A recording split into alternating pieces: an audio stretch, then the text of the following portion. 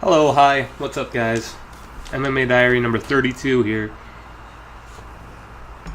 Gonna be a short one. Quite the short one. Oh, Olympic themed fantasy live event, I gotcha.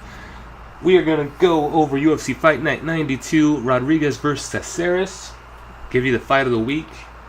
Go over some fight announcements. And I'm gonna introduce a new segment, I guess you could say. It's going to be called Remember This Name.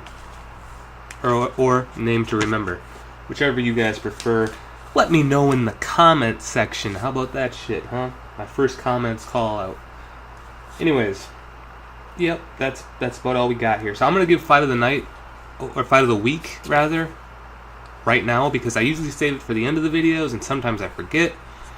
But I'm going to do it. It's Tim Boetsch versus Yushin Okami at UFC 144. One of the best comebacks in the UFC. So I hope you enjoy that fight. Go check it out. Otherwise, let's get into this fight night recap here, huh?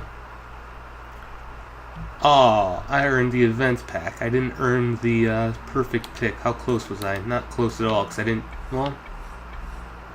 didn't do the fight bonus for this. I got that wrong. It was a decision. Got that perfect. Sub round 3, of course. Perfect pick.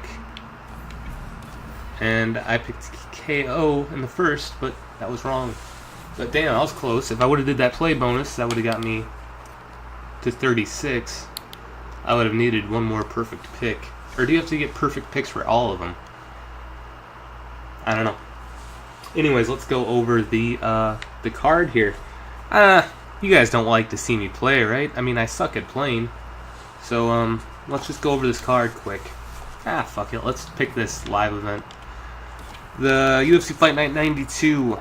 My picks were Cub Swanson, Court McGee, Marina Moroz, Zach Cummings, Tali Slates, Dennis Bermudez, Yair Rodriguez. I got them all right except for Zach Cummings. And honestly, I thought Court McGee lost that fight. I thought that I had it steal 29-28, but one judge gave Court McGee a 30-27, which is just obscene. You know, I'm picking Horiguchi. I think Horiguchi is better than Cejudo by a long shot, honestly.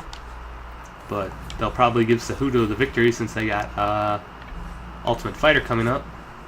And I don't think they really randomly generate this stuff. I think it's more or less putting hype behind someone. Durandamine is awesome.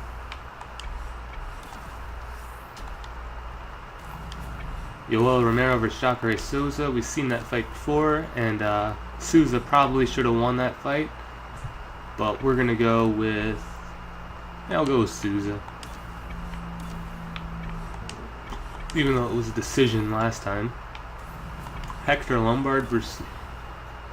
What is this? International Games. Why is Nick Diaz on here? Go with Nick Diaz. Dan Henderson versus Daniel Cormier. Cormier. Rousey versus Shevchenko. Yeah, I guess we'll go Rousey. People are picking KO TKO by a long shot. I think it's more or less just because they want to get it done with. Let's go sub in the first. Why not? Alright, let's play the game here. Okay, so... Yeah, Court McGee, someone judge gave him 30-27, which is insanity. Cub Swanson versus Tatsuya Kawajiri was probably the best fight of the night. That, and then main event, and then probably Dennis Bermudez. Out of the fights I picked, the main card sucked. Marina Moroz versus Danielle Taylor. I thought Moroz would win pretty convincingly. That was just such a boring fight. I don't think either of them won that fight. That was really boring. Danielle Taylor was sized, super undersized. I felt super bad for her. I'm interested to see if she could compete at 115 considering her size disadvantage. But I guess she was a flyweight before. I don't know, she's super small. I'm interested in seeing her next fight though. Like maybe against someone like Tisha Torres, someone sort of like a similar size. Tisha would probably destroy her, but I'd still be interested in seeing it. Santiago Ponzinibbio ran over Zach Cummings pretty good. Cummings never really did much in that fight. Chris Camozzi, Talis Leites was just like wearing him like a glove. He was just all over Camozzi, and he got that sub in the third. It was just, God, I was waiting for a finish in this main card. It was taking so long. Ugh. Bermudez ran over Honey, and then Yair Rodriguez did a lot of spinning, Alex Caceres, I thought he won a round or two, but it was a lot closer than I thought it was going to be. Some of the undercard action: Chase Sherman versus Justin Ledette. It was the first fight of the night on Fight Pass. They were heavyweights. That round one was pretty insane. Chase Sherman, the Vanilla Gorilla, he wanted to just brawl, but Justin Ledette has some like super sharp boxing. Ledette seemed like a dick at the end of the fight, but he was smart. He was winning 2 rounds to nothing. He shouldn't have just tried to throw down. He just picked him apart the whole night. Good for Ledette, but yeah, I'm interested in seeing both of those guys next fight. Tarito Ishihara is badass KO. He's the guy who said "I love you, my bitches" that other time, and then he called out SLC bitches, and he wished his mom a happy birthday, and he's just all around hilarious guy.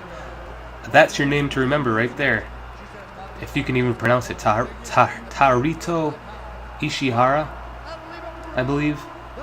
That's the name to remember. So put that, write it down, put it on a post-it note, and then be all like, keep an eye out for his next fight, because that guy's awesome. Trains at Team Alpha Male. I like him a lot. David Timur gets a great knockout of Novelli. Then he calls out Sage Northcutt, which seems like a creepy dude, but good call out. That's awesome. You know, that seems like a reasonable fight. Good thing he put his name in that hat. I like what he did there. It's a good call. And then Tybor fucking slept Pesta with like a scary head kick KO. That was badass. That was pretty dang good. Okay, so that's UFC Fight Night 92. Nothing amazing. Certainly very forgettable events. Pretty much the entire night. Like, the undercard delivered way more than the main card for sure. And the Fight Pass prelims, they delivered way more than the main card.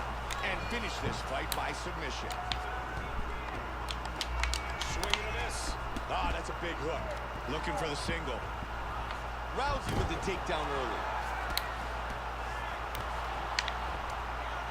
Took the back mount. Rousey's going for a submission. Sorry guys, I gotta focus on this. Finish it. Trying to lock it in. It's very close here.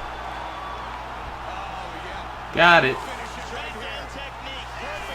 The old Rousey armbar. Great job in establishing that submission. Alright. Some news and notes here. We're just doing this real quick. Alexa Grasso is going to be fighting Heather Jo Clark on that tough South America finale in Mexico City. So that's awesome. Grasso is a Mexican. And she's going to make her UFC debut in Mexico City. It's amazing. Good for her. And Heather Jo Clark's no slouch. That should be a fun fight. GSP enters the USADA program. He entered his name into the testing pool, as did Chael Sonnen, I believe. So both of those guys are making their comeback a little bit more official. Ben Rothwell. Big Ben Rothwell is out of UFC 203. He was supposed to fight for Fabricio Verdun. He has a knee injury apparently. That sucks. Big Ben, if you've watched my previous videos, you know I'm a big fan of him. He's from Wisconsin. I'm from Wisconsin. King of Kenosha. He's my dude. But he's out of that fight. That would have been a good fight for him. He probably would have lost, but that's another good big name for him. Instead, now Travis Brown will be fighting Verdum, so good for him. Kind of wish Cain Velasquez could be fighting him again in that rematch. That would have been awesome. I haven't heard anything about Cain being injured, but if you didn't want to fight short notice, you know, what can you do? So yeah, Travis Brown will be fighting Fabricio Verdum at 203 apparently. I'm not excited for that fight much. Like, I don't really care for Fabricio Verdum. He seems like a good dude, but that's sort of a whatever fight. Where I was pretty excited for that is the co-main event between Big Ben and Verdum. Oh well. And then my final news here is Mackenzie Dern. She's back fighting for Legacy FC on Access TV on October 14th. Her opponent has yet to be announced. So we get to see some more badass jiu-jitsu. And then that Mirko Cro Cop versus Fedor Emelianenko fight, that's not true.